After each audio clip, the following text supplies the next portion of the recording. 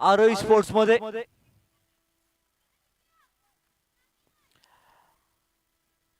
सचिन मांगडे बाद झाल्यानंतर त्याची जागा घेण्यासाठी आलेला विनायक मोरे. पाहूया मकरन मांगडे पुन्हा एकदा आपल्या षटकामध्ये. चांगला चेंडू निर्धाव जातोय, कोणताही धाव इथे मिळत नाही. पहिल्या षटकाचा खेळ इथं समाप्त होतोय. पहिल्या षटकानंतर धाव संख्या पाहायला मिळते आपल्याला एक गडी बाद 6.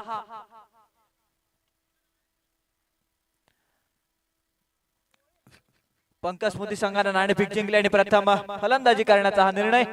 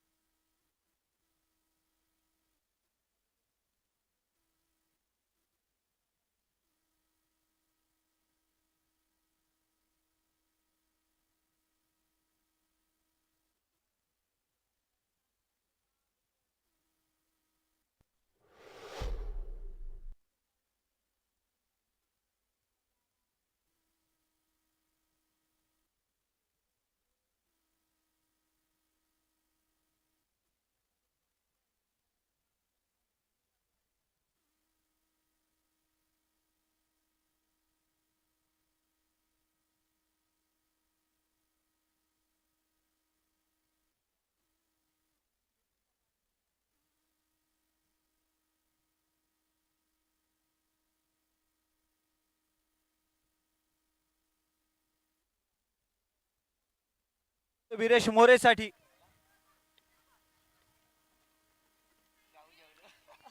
आणि हा चांगला चेंडू, रनआउट करण्याची संधी आणि बाद. विनायक आरोही स्पोर्ट्स संघाला 3 चेंडू मध्ये 3 गडी बाद झाल्या, तर एक रनआउटच्या रूपाने बाद होतोय. ओव्हर हॅट्रिक झाली आहे. पाहूया आता नवीन बॅटर आलाय तो विज्ञान वारेकर. नवीन बॅटर मैदानात दाखल झालाय विज्ञान वारेकर.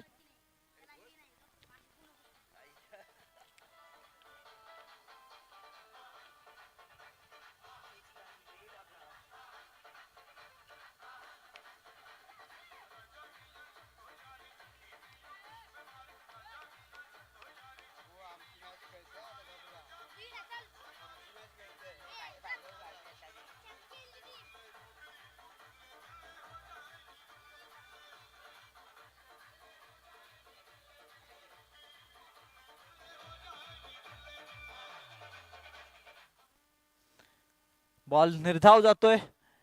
शिवा वारेकर आतापर्यंत 4 चेंडू त्याने टाकले आहेत. 5 चेंडू, एकच धाव केवळ त्याने दिली आहे. आता मात्र वाईट बॉलचा इशारा, तो एक अवांतर धाव इथे मिळणार आहे, यात काय शंका नाही. धाव संख्या आहे 7, 8. धाव संख्या 8, 3 गडी बाद 8 अशी धाव संख्या. पुन्हा एकदा जैसे थे कोणताही धावेत मध्ये भर पडताना दिसत नाहीये. 2 षटकांचा खेळ इथं समाप्त होतोय. 2 षटकानंतर धावसंख्या पाहायला मिळते 4 गडी बाद 8 अशी धावसंख्या.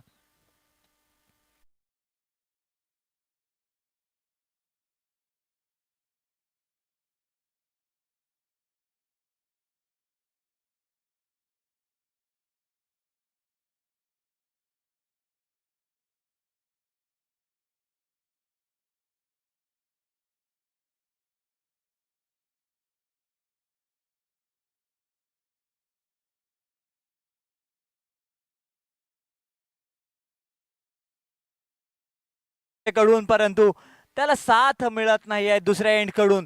आता विज्ञान वारेकर काय मोठे फटके खेळू शकतोय का, आपल्या संघाला एक चांगल्या समाधानकारक अशा धावसंख्येपर्यंत पोहोचवू शकतोय का, हे पाहण्यासारखं आहे.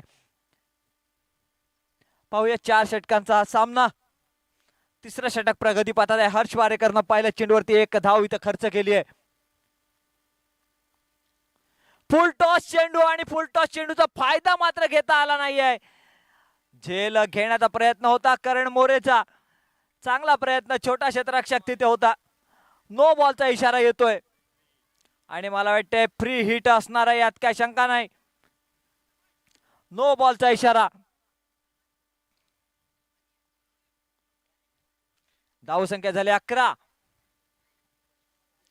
कमीत कमी 25 ते 30 धावा तरी धावफलकावरती लावणं अपेक्षित आहे.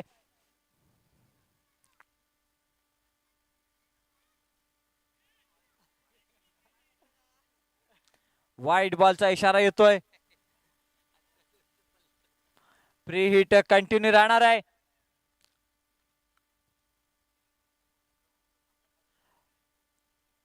पुन्हा एकदा हर्ष.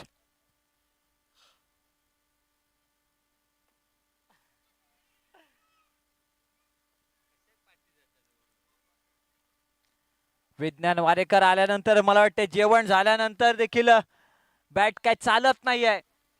मला वाटते जेवल्यानंतर देखील बॉल खाण्याची भूक काय जात नाहीये.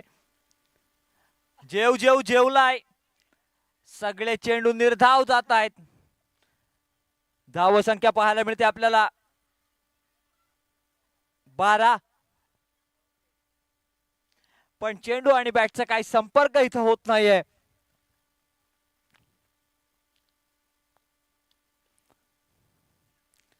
आता मात्र चांगला चेंडू, 1 धाव इथं मिळते आणि एकाच धावेवर समाधान मानावं लागतंय.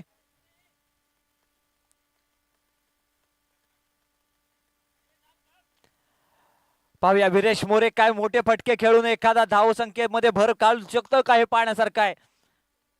विरेश साठी पुढचा चेंडू हर्ष.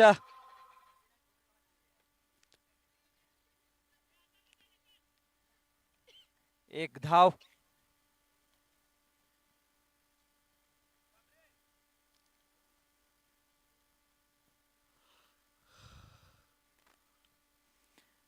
एका धावेनिशी धावसंख्येत भर पडते. धावसंख्या होते 14.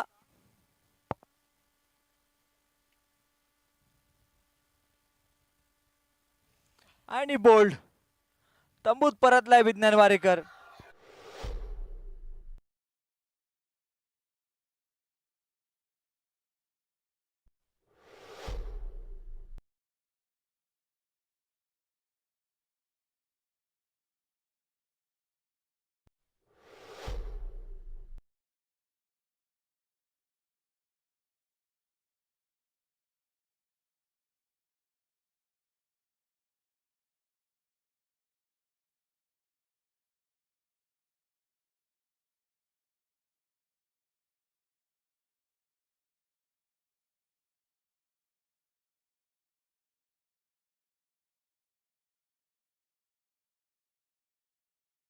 खेळाडू म्हटलं जातं मंगेश मोरेंना चिपळूण मध्ये ते जास्तीत जास्त क्रिकेट खेळतात.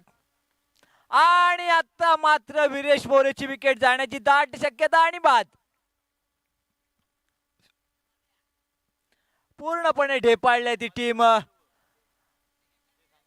पंकज स्मृती नवीन गोलंदाज आहे तो पत्थर व पड्या. आणि आता मात्र नवीन फलंदाज मैदानात येतोय तो कौशल मोरे.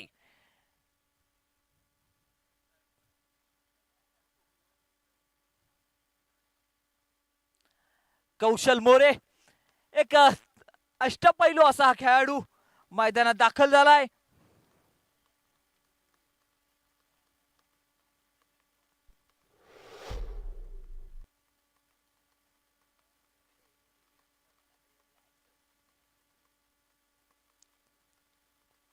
आणि हा मात्र मोठा फटका खेळण्याचा प्रयत्न आणि बाद.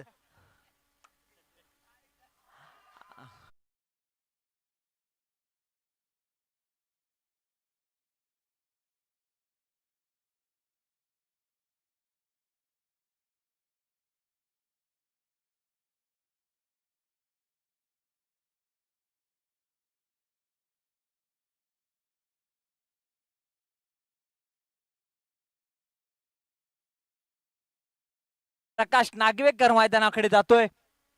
7 गडी बाद झाल्यानंतर अशी दयनीय अशी अवस्था पाहायला मिळते पंकस्मृती संघाची.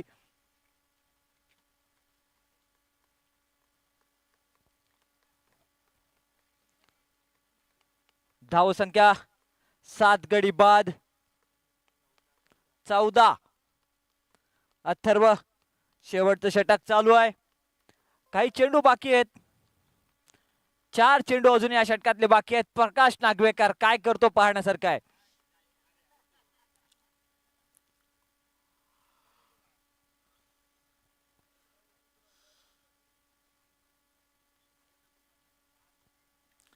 प्रकाश देखील बनाट्या फिरवतोय. परंतु या पंकस्मृती संघानं खेळण्याची जी ही दाखवली आहे एक मोठ्या संघांसमोर अतिशय चांगला हा फटका येतोय तो, परंतु क्षेत्ररक्षकाकडनं चूक केली जाते आणि हा झेल सुटतोय हर्ष वारेकर कडून आणि प्रकाश नागवेकर आपलं खातं खोलतोय. धाव संख्या झाली 15.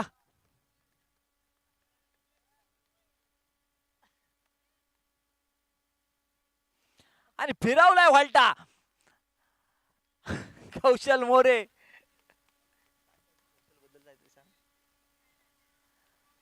मला वाटतं या षटकामध्ये एक चेंडू बाकी आहे.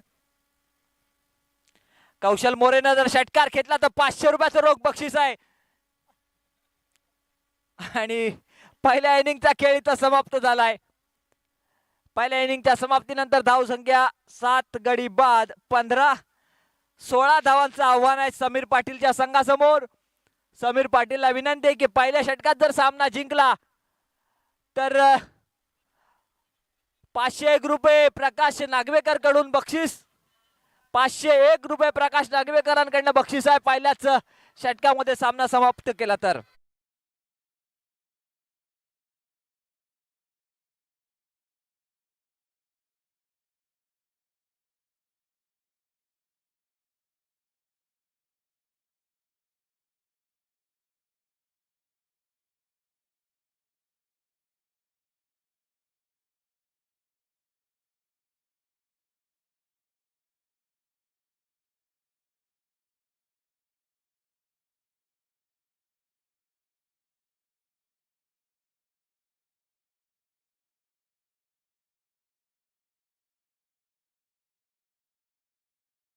माहीर स्पोर्ट्स वर्सेस कल्पित 11. दोन्ही संघाच्या कर्णधारांनी पॅव्हेलियन मध्ये नाणेफेकीसाठी यायचं आहे. माहीर स्पोर्ट्स आणि कल्पित 11 दोन्ही संघाच्या कर्णधारांनी पॅव्हेलियन मध्ये नाणेफेकीसाठी यायचं आहे. कल्पित 11 संघाचा कर्णधार इथे आलेला आहे. माहीर स्पोर्ट्स संघाचा कर्णधाराने पॅव्हेलियन मध्ये यायचं आहे सुशील मोरे. समीर पाटील जर सामना पहिल्या षटकात संभवला तर प्रकाश नागवेकर यांच्याकडनं 500 रुपयाचं रोख बक्षीस आहे.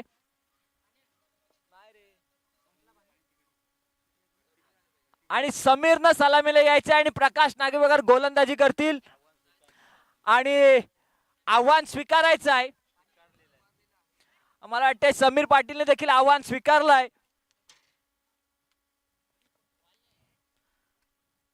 आता बघूया प्रकाश नागवेकर कशा पद्धतीने क्षेत्ररक्षण लावतोय.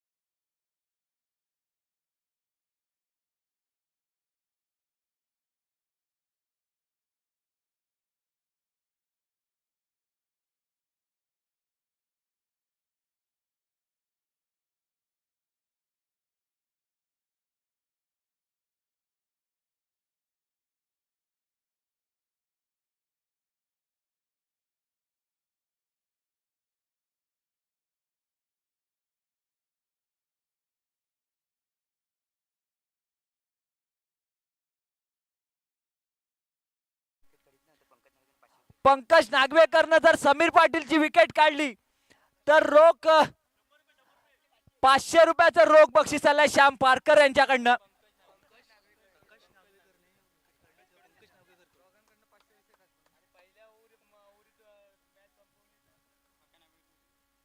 आणि हा पहिला चेंडू वाईड बॉल.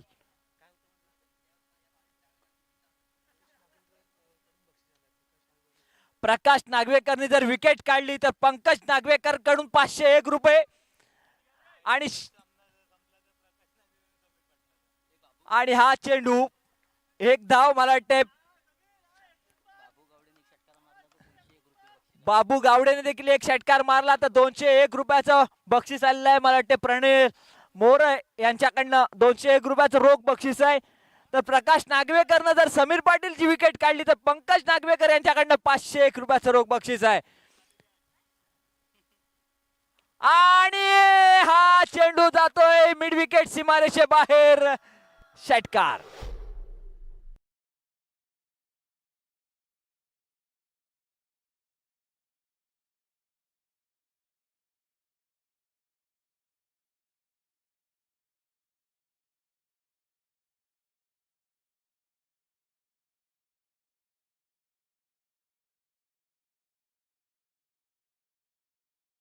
चार चेंडू मध्ये 10 धावांची गरज आहे.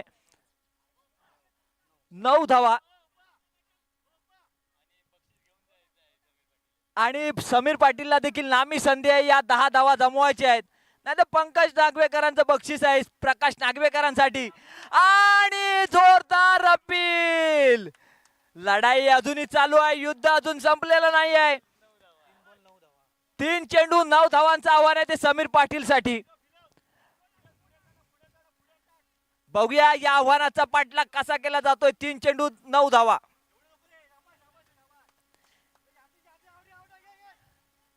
आणि बाद. मला वाटतंय समीरनं नांगी टाकलेली आहे.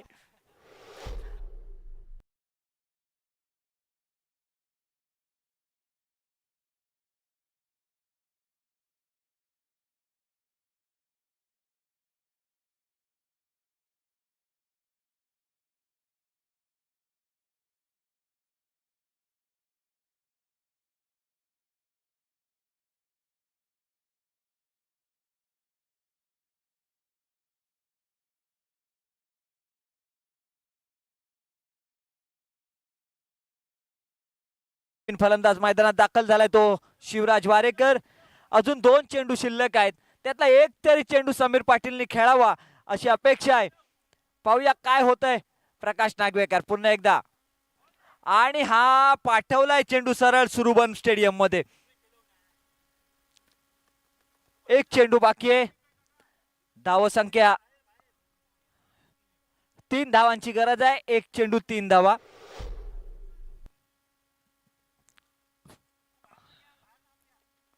पंकज नागवेकर कडनं अजूनही बक्षीस कायम आहे.